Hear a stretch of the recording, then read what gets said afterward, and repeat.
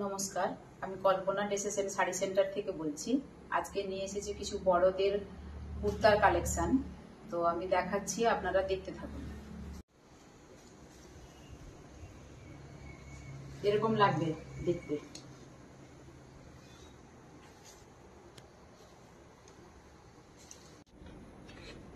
এটা আর এক রকমের দেখাচ্ছি, সিম্পলের উপরে।